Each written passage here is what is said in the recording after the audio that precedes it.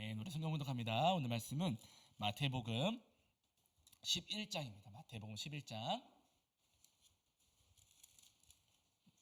25절부터 우리 30절까지 말씀 함께 합독하시겠습니다.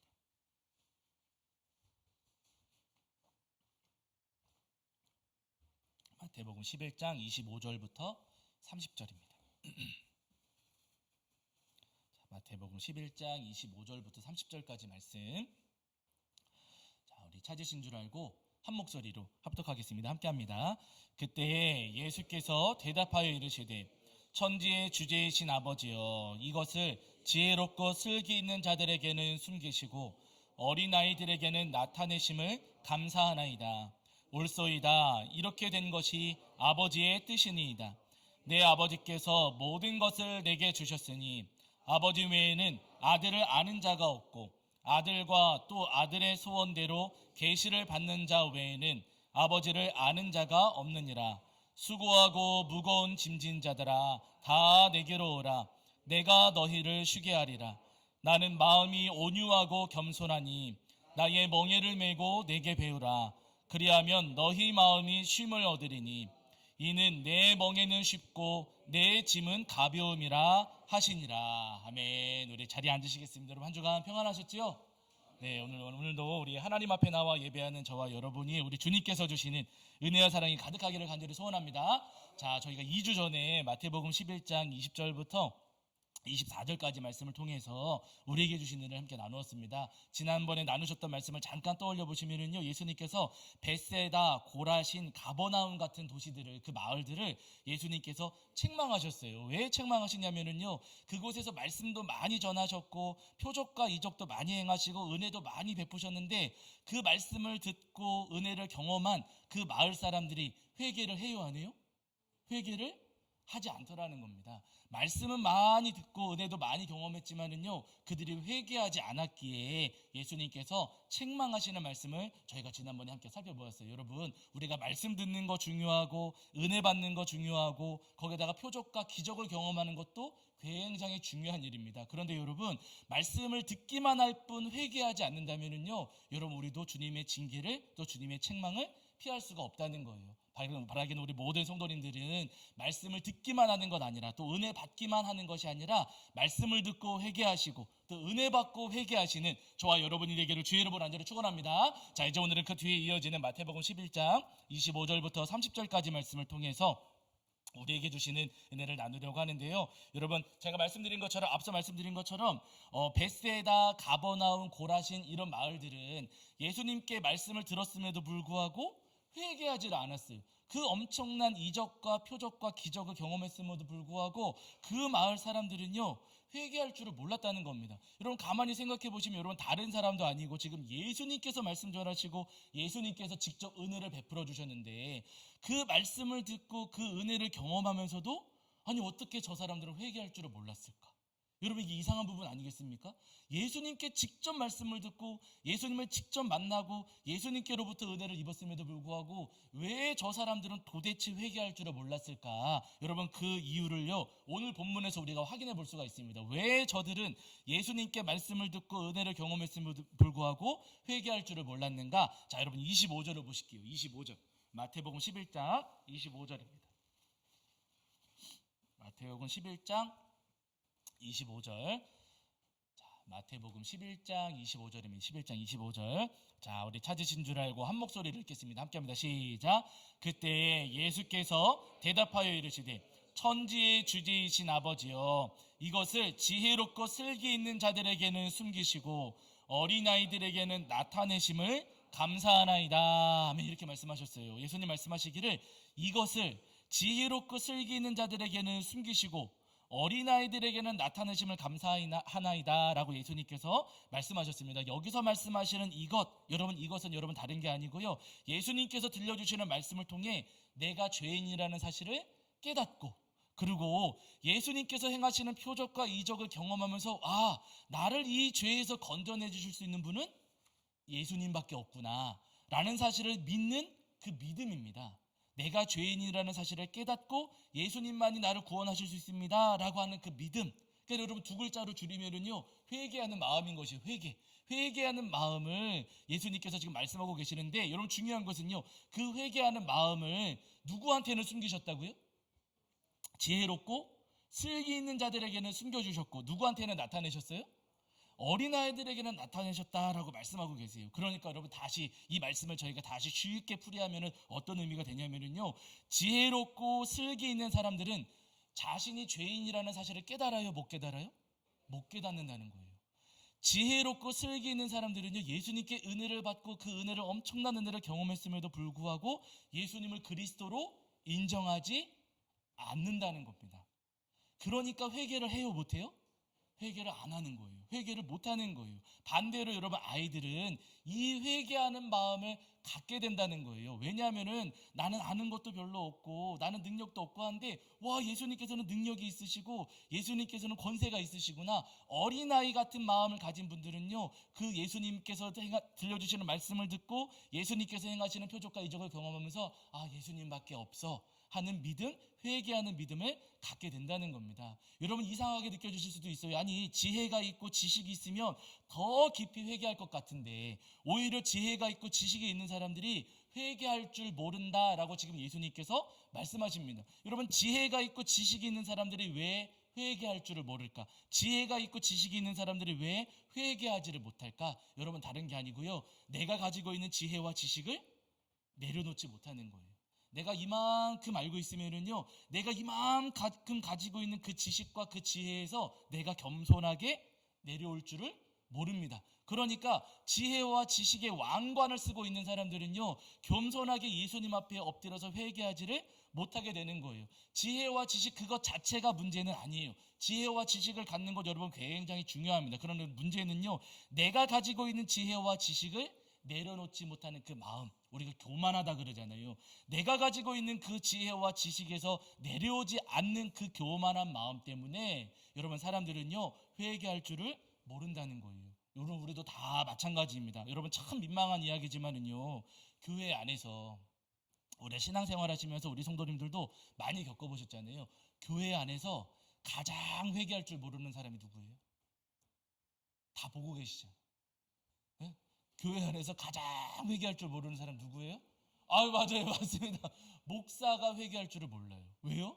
목사는요, 여러분, 성경 공부 열심히 하고 성경 연구하고 또 여러 가지 자료도 많이 찾아보고 하다 보니까 그래도 비교적 성도님들보다 조금은 성경에 대한 지식이 있어요. 조금 아니까 남의 설교를 듣습니까, 안 듣습니까? 아, 맞아요, 안 들어요. 정답이죠. 이럴 땐 정답 잘 맞추죠. 아멘. 맞아요. 그럴 때 아멘 크죠. 여러분, 목사는요, 조금 더 안다고 생각하니까 잘 듣지도 않고, 누가 무슨 얘기하면 그것도 누구는, 다른 분은 그렇게 얘기 안 하던데 이렇게 하고 흘려버리고. 그렇죠. 끄덕끄덕 많이 하시네 오늘은. 여러분, 목사가 가장 많이 회개할 줄 모르고요, 누구 설교 그래도 듣는가 하면은 그냥 듣는 게 아니라 저 설교는 뭐가 문제인데, 저런 해석은 뭐가 문제인데 하면서 비판하면서 듣게 된다는 거예요. 그러니까 목사는 회개할 줄 알아요, 몰라요? 목사가 회개할 줄을 몰라요. 제가 목사지만은요, 목사가 가장 회개할 줄을 모릅니다. 그런데 여러분, 목사만 그런 게 아니라 누구도 마찬가지예요? 에? 아니, 또 사모님이라 그러시는 것 같은데. 목사만 그런 게 아니라 누구도 마찬가지예요? 우리도 다 마찬가지예요. 왜냐하면 여러분, 교회를 오랫동안 다니신 분들은요, 내가 이렇게 수십 년 동안 교회 다니면서 신앙생활 했으니 나는 그래도 다른 사람들보다 믿음이 더 깊다, 믿음이 더 좋다 하는 마음 때문에 회개하기 어려울 때가 있어요. 설교를 들으면서도 나한테 하는 말씀이야 라고 듣습니까? 저 사람한테 하는 말씀, 이렇게 저 사람한테 하는 말씀이야 듣습니까?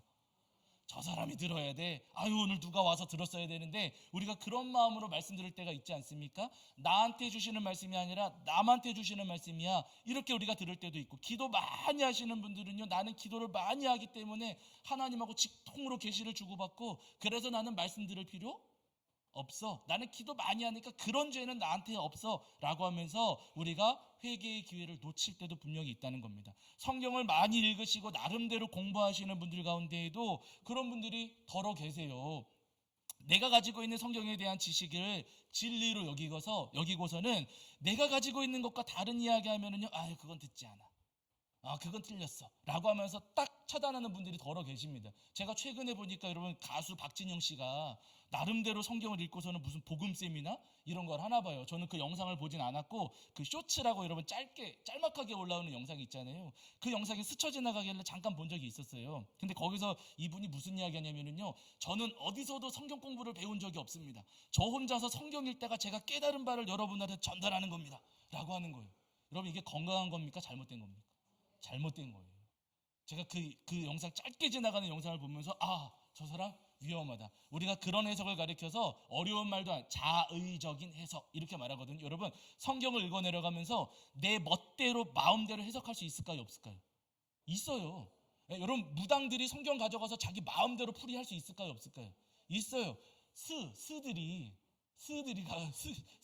가져가서 이 거룩하신 말씀을 자기들이 이 책을 가지고 가서 나름대로 읽고선 불교식으로 풀이할 수 있을까요? 없을까요?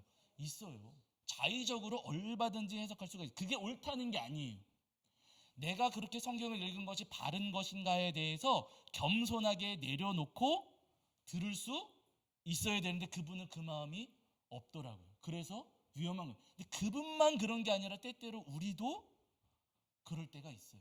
내가 읽고 내가 생각한 게 맞아 라고 하면서 다른 이야기에 귀담아 듣지 않는다면 우리는 회개의 기회를 놓칠 수밖에 없습니다. 직분도 여러분 마찬가지예요. 여러분, 직분을 많은 교회들, 대부분의 교회들 직분을 가지시죠. 저희 교회도 간혹 직분에 대해서 말씀하시는 분들이 더러 계세요. 직분 자체가 잘못된 것은 아니에요. 문제는 뭐냐면은 집사님, 권사님, 장로님 되면서 회개하기보다도 어떻게 돼요? 목이 고다지는 경우를 더러 봤어요. 저도 직접 목격한 적이 있어요.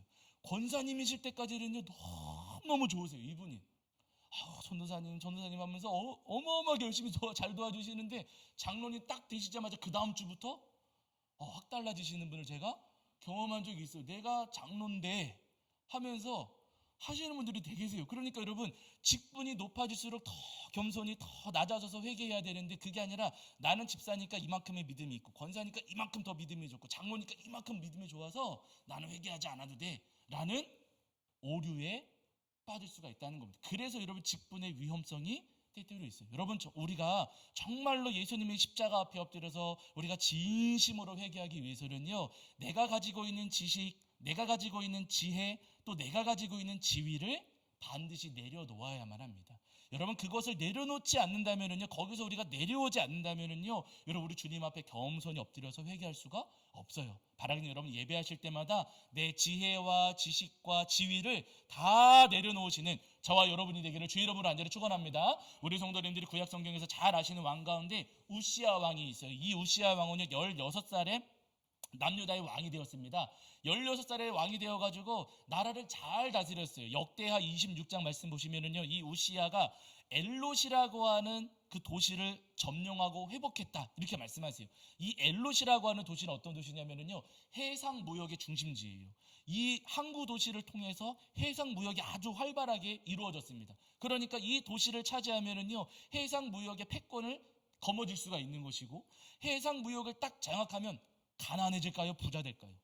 이거 부자 되는 거예요. 근데 우시아가 엘롯을 정복하고 장악하면서 해상무역의 패권을 쥐었고 거머쥐었고, 그러면서 남유다가 점점점 부유해졌습니다. 부유해지니까 국방력도 강화되었고, 국방력이 강화되면서 주변에 그동안 남유다를 괴롭혔던 작은 나라들이 있었거든요. 이 나라들을 점령한 거예요. 점령하고서는 이제부터 조공 바쳐라 해서 남유다가 어마어마하게 부유해지고 어마어마하게 강해졌어요. 그 소문이 애굽에까지 전해졌습니다. 근데 그렇게 우시아 왕의 명성이 높아지고 권세도 커지고 점점 올라가게 된 거예요. 그러던 어느 날 이 우시야 왕이 어떤 일을 저지르냐면요, 성전으로 가서 하나님 앞에 분향하려고 하는데, 그런데 원래 분향하는 역할은 왕에게 주어진 것이 아니라 대제사장이 감당하는 거예요. 대제사장에게 주어진 역할이었습니다. 근데 이 우시야 왕이 성전에 들어가서는 이거 이제부터 내가 할래 라고 하면서 대제사장을 확 밀쳐버리고서는 자기 손으로 하나님 앞에 분향하려고 하는 거예요. 그러니까 그 당시에 대제사장이었던 아사랴가 안 됩니다. 이거는 아무리 왕이라 할지라도 이거는 왕위에서는 안 되는 겁니다. 하나님께서 제사장들에게 맡겨주신 겁니다. 이러시면 안 됩니다. 끝까지 뜯어 말렸어요. 그럼 어떻게 해야 돼요? 알겠습니다 하고 고집 버려야 될 텐데, 고집 버립니까? 안 버립니까? 안 버려요. 내가 어떤 왕인데 하면서 이 우시야 왕이요, 제사장들을 다 그냥 다 이렇게 다 뿌리치고서는 자기 손으로 하나님 앞에 가서 분향하려고 했어요. 그 순간에, 자기 손으로 분향하려고 하는 그 순간에 하나님께서 이 우시야를 치셔가지고 이마에 나병이 딱 생겼습니다. 나병이 생기면 성전에 들어와요, 못 들어와요? 못 들어와요. 그 즉시 우시야 왕은요, 성전에서 쫓겨나고 별궁에 갇혀서 격리된 채로 죽을 때까지 보내게 돼요. 우시야 왕이 그 말년을 왜 그렇게 비참한 세월을 보내게 되었는가? 자기의 지위, 자기의 권위를 내려놓지 못하니까. 하나님 앞에서는 왕이랄지라도 여러분 무릎 꿇어야죠. 여러분 그렇지 않습니까?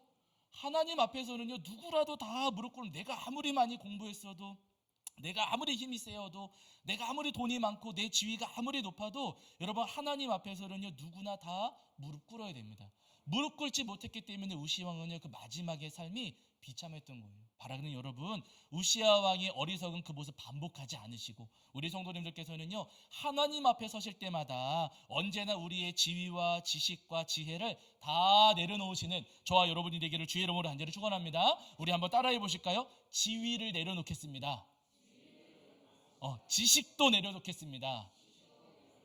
아멘. 맞아요. 우리가 주님 앞에 올 때마다 언제나 내 지위와 지식과 지혜를 다 내려놓아야 합니다. 우리 성도님들이 모세 기억하시잖아요. 모세 할아버지가 40년 동안 애굽의 왕궁에서 자랐어요. 아시는 것처럼 애굽의 왕궁에서 자라면서 왕실에서 공부한 사람입니다. 그러니까 공부를 굉장히 많이 했고 여러 가지 다양한 경험을 많이 한 사람이에요. 엘리트지요. 그러다가 애굽의 군인을 쳐서 죽이는 바람에 모세 할아버지가 광야로 도망치게 되죠. 그곳에서 또 40년의 세월을 보냈어요. 그래서 모세 할아버지 나이가 80세가 되었습니다. 80세 되었을 때 어느 날 이제 양떼를 돌보다가 저쪽에 보니까 떨기나무가 막 불타고 있는 거예요. 떨기나무는 장미과의 가시덤불 나무인데 불에 타면은 그냥 쉽게 호로록 타서 보통은 사라져 버리거든요. 그런데 그 떨기나무는 불타고 있는데도 사라지지가 않더라는 거예요. 나무가 그대로 남아있고 그대로 불이 붙어있더라는 거예요. 너무 신기하고 이상해서 모세 할아버지가 그 떨기나무 앞으로 가까이 가서 봤습니다. 왜 이 나무는 안 사라지고 있을까 궁금하니까 가까이 가서 봤어요. 그랬더니 그 나무 속에서 하나님께서 말씀하시거든요. 자, 말씀 한 구절 찾아보실게요. 출애굽기입니다. 잘 아시는 말씀인데 그래도 한번 찾아보실게요. 출애굽기 3장 4절부터 5절입니다. 출애굽기 3장 4절부터 5절.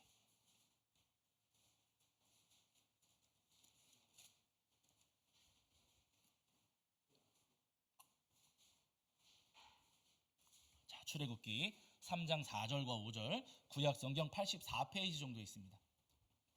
구약성경 84페이지 정도에 출애굽기 3장 4절과 5절입니다. 자, 출애굽기 3장 4절과 5절. 자, 우리 찾으신 줄 알고 읽겠습니다. 함께합니다. 시작. 여호와께서 그가 보려고 돌이켜 오는 것을 보신지라 하나님이 떨기나무 가운데에서 그를 불러 이르시되 모세야 모세야 하시매 그가 이르되 내가 여기 있나이다. 하나님이 이르시되 이리로 가까이 오지 말라. 내가 선 곳은 거룩한 땅이니 내 발에서 신을 벗으라. 아멘. 이렇게 말씀하셨어요. 모세 할아버지가 가까이 다가가니까 하나님께서 모세야 가까이 오면 안 돼. 이 땅은 거룩한 땅이니까 어떻게 하라고요? 내 발에서 신을 벗어라. 내 발의 신을 벗어라 라고 지금 하나님께서 모세에게 말씀하셨습니다. 하나님께서 신발을 벗어야 된다라고 말씀을 하셨어요.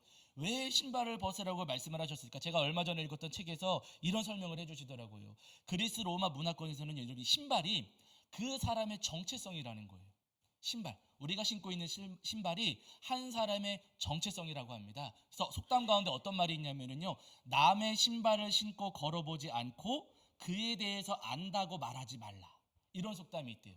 남의 신발을 신고 걸어보지 않고는 그에 대해서 안다고 말하지 말라라고 하는 겁니다. 그러니까 이 신발은 그 사람이 살아온 삶의 모든 여정이고 그 사람의 삶의 모든 그 정체성이 그 신발 안에 다 담겨 있다는 거지요. 그 신발 안에 삶이 다 담겨 있다는 거예요. 그래서 여러분 그 삶을 정리한 문서, 그 삶의 한 사람이 살아온 삶의 여정을 정리한 문서를 가리켜서 우리가 이력서 이렇게 부르잖아요. 어디 직장 취직하실 때 이력서 써서 제출하지 않습니까? 저는 몰랐는데 그 책에서 설명을 해주셔서 알았어요.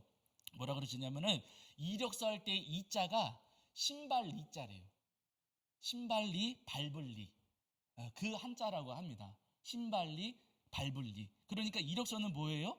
그 사람이 걸어온 삶의 여정을 정리한 문서예요.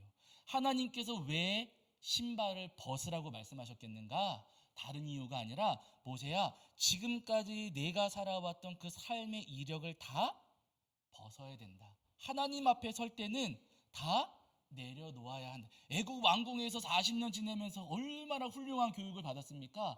그 이력도 너는 하나님 앞에서만큼은 다 내려놓아야 된다. 모세 할아버지 80세 연세 되셨어요. 연세가 적습니까? 많습니까? 80세면 많아요. 그 나이도 하나님 앞에서는 다 내려놓아야 된다. 내가 몇 살인데, 내가 지금 공부를 얼마나 많이 했는데, 내가 지금 인생을 살면서 얼마나 많은 지혜와 지식을 가지고 있는데, 그거 다 내려놓아야 한다. 하나님 앞에서는 다 벗어놓고 다 내려놓아라. 하나님께서 말씀하시는 거. 여러분, 오늘 우리도 다 마찬가지입니다. 우리가 하나님 앞에 설 때는요, 우리가 신고 있는 우리의 신발, 여러분 다 벗어놓으셔야 되세요.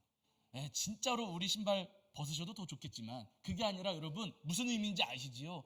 내가 가지고 있었던 모든 지식, 모든 지혜, 내가 가지고 있었던 모든 지위를 하나님 앞에서는 다 내려놓으셔야 되세요. 그래야지만 우리가 거룩하신 하나님을 대면에 만날 수가 있고요, 그래야지만 우리가 회개할 수 있는 은혜를 입을 수가 있다는 거예요. 바라기는 주님 앞에 서실 때마다 내가 가지고 있는 모든 지혜와 지식과 지위를 겸손하게 내려놓으시는 저와 여러분이 되기를 주의 이름으로 간절히 축원합니다. 우리 한 번 더 따라 하실게요. 제 신을 벗겠습니다. 지위를 내려놓겠습니다. 지식도 내려놓겠습니다. 지혜도 내려놓겠습니다. 아멘. 맞습니다. 여러분, 내가 가지고 있는 모든 지위와 지혜와 지식을 다 내려놓으시는 저와 여러분이 되기를 간절히 소원합니다. 우리 성도님들이 욥을 기억하실 텐데요, 욥은 하나님께서 인정하실 정도로 믿음이 정말 깊은 사람이었어요. 동방의 의인이라 칭찬하실 정도로 믿음이 정말 좋았거든요. 거기다가 자녀는 10명이나 되었고 재산도 어마어마하게 많았어요. 제가 예전에 이 욥이 가지고 있는 재산을 요즘 그 시세로 환산한 적이 있었는데 아무튼 꽤 돼요. 수백억 돼요. 어마어마하게 많은 재산을 가진 사람이었고, 남부러울 것 없고 부족한 것이 전혀 없는 그런 사람이었습니다. 그런데 여러분, 어느 날 한순간에 욥의 삶이 다 무너져 버렸잖아요. 하루 만에 그 엄청난 재산을 다 잃어버렸고요, 같은 날에 10명의 자녀를 전부 다 잃어버렸어요. 거기다가 엎친 데 덮친 격으로 그의 몸에는 악성 피부병이 발생해가지고 온몸에 피고름이 흘러넘쳤습니다. 욥의 삶이 한순간에 무너져 내렸거든요. 그런데 여러분, 그런 상황에 놓였을 때 욥이 여전히 하나님을 바라보던가요?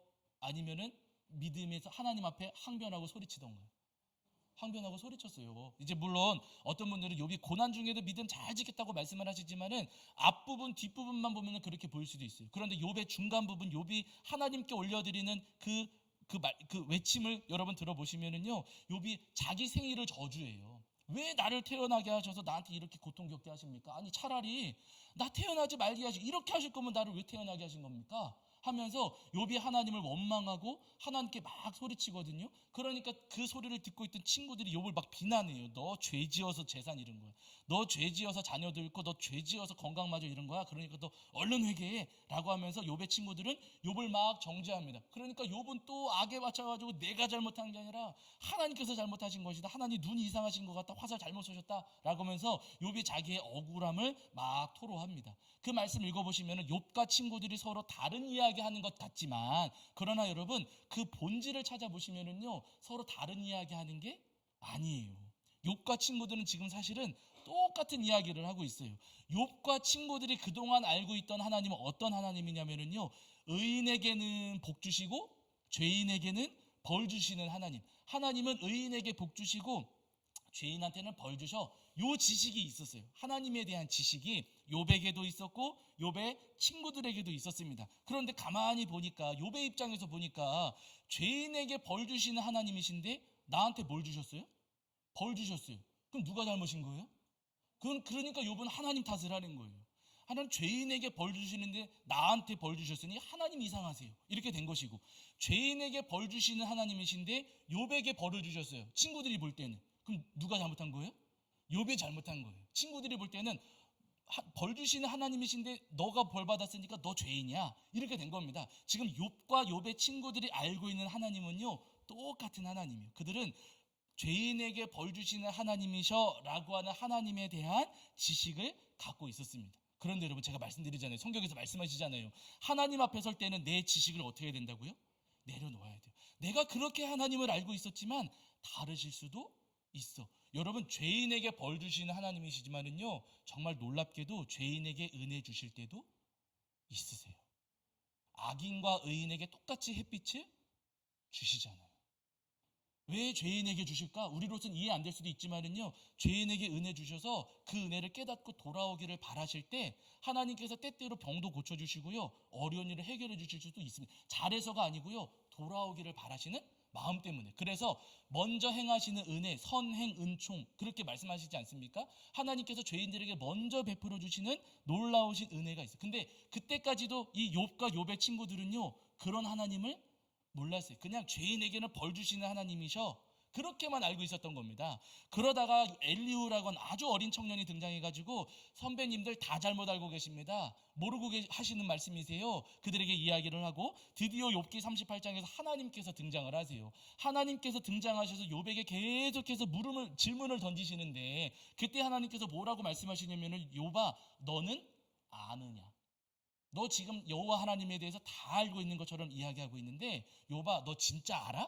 라고 하면서 하나님께서 너 아니, 너는 아느냐, 너는 아느냐, 너는 아느냐 계속 물으셔요. 그 뒤에 조금 지나가면은요, 너 뭐든지 다 할 수 있는 것처럼 그러는데, 너는 할 수 있느냐, 너는 할 수 있느냐, 너는 할 수, 계속 물으셔요. 너는 아느냐라는 물음에 하나님께서 계속해서 물으실 때 그 대답의 결과가 뭐예요? 욥의 결과가, 나 사실은 몰랐어요, 하나님. 내가 하나님에 대해서 다 알고 있는 것 같았는데, 하나님 말씀 들어보니까 저 하나님을 몰랐네요. 그래서 욥이 고백을 하거든요. 여러분 보세요. 여기 찾아보시고 마칠게요. 자, 42장, 욥기 42장입니다. 욥기 42장.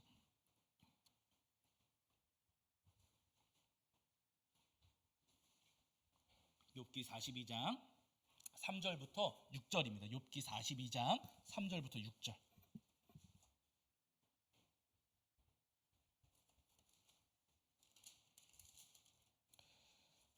구약 성경 804페이지 정도 있습니다. 구약 804페이지 정도에 욥기 42장 3절부터 6절까지입니다. 자, 구약 성경 804페이지 정도에 욥기 42장 3절부터 6절. 자, 우리 찾으신 줄 알고 한 목소리로 함께 합독하시겠습니다. 함께 합니다. 무지한 말로 이치를 가리는 자가 누구니이까? 나는 깨닫지도 못한 일을 말하였고 스스로 알 수도 없고 헤아리기도 어려운 일을 말하였나이다. 내가 말하겠사오나 주는 들으시고 내가 주께 묻겠사오니 주여 내게 알게 하옵소서. 내가 주께 대하여 귀로 듣기만 하였사오나 이제는 눈으로 주를 배옵나이다. 그러므로 내가 스스로 거두어드리고 티끌과 재 가운데에서 회개하나이다. 아멘. 이렇게 고백합니다. 그 전까지는 다 아는 것처럼 이야기했어요. 하나님께서 너는 아느냐? 너 잘 모르고 있다. 내가 알고 있는 여호와 하나님은 여호와 하나님이 일부분일 뿐이고 너는 여호와 하나님에 대해서 잘 모른다. 여호와 하나님은 내가 알고 있는 것보다도 더 크고 위대하신 주님이시다. 하나님 말씀하시니 그제서야 욥이 깨달았어요. 그래서 고백하기를 나는 깨닫지도 못한 일을 말하였고 스스로 알 수도 없고 헤아리기도 어려운 일을 말하였나이다. 하나님, 저 아무것도 모르는데 제가 아는 척 했었습니다. 말씀 듣고 보니 저는 아무것도 없네요. 하나님, 저를 알게 해주세요. 저를 깨닫게 해주세요. 욥이 고백하고요. 6절 보시면은요, 스스로 거두어드리고 티끌과 재 가운데서 뭐 한다고요? 회개하나이다. 나는 알고 있어 하는 그 마음을 딱 내려놓고 나니까 나는 몰랐습니다 하고 나니까 그제서야 욥의 입에서 회개가 나오는 거예요. 욥이 회개하고 나니 그의 삶이 어떻게 돼요? 회복되잖아요. 회개하니 회복됩니다. 하나님께서 그 욥이 회개하니 하나님께서 회복시켜 주시는 거예요. 여러분, 오늘 우리도 다 마찬가지입니다. 여러분, 우리도 욥처럼 다 아는 것처럼 생각할 때가 분명히 있어요. 내가 다 알고 다 할 수 있는 것처럼 우리가 생각할 수가 있습니다. 그러나 여러분, 그것은 우리의 착각이에요. 사실 우리 잘 몰라요. 잘 모르는 게 아니라 진짜 몰라요. 제가 목사이지만 성경 알까요, 모를까요? 몰라요. 모르는 거 투성입니다. 말씀 읽을 때마다 아니 이런 말씀이 있어서, 아니 이런 말씀이 있어서 저도 깜짝깜짝 매일같이 놀라고요. 아니 이걸 몰랐네 할 때가 너무나도 많아요. 여호와 하나님, 우리 예수님에 대해서 우리가 아는 거, 성령님에 대해서 아는 거 우리 극히 일부분일 뿐입니다. 주님의 옷자락조차도 사실 우리는 보지도 못했어요. 주님, 우리 잘 모릅니다. 모르는데 아는 척했던 우리를 용서하여 주시옵소서. 우리가 아주 높은 줄 알았는데 주님의 눈으로 보니 우리는 아무것도 아닌 사람이었습니다. 그런데 꼭 제가 높은 사람인 것처럼 착각하며 살아왔습니다. 하나님, 저희를 용서하여 주시옵소서. 회개하시는 저와 여러분이 되기를 주의 이름으로 간절히 축원합니다. 자, 우리 찬송합니다. 찬송가 422장입니다. 찬송 422장 찬송하시면서 준비하신 예물 봉헌하겠습니다. 찬송 422장입니다.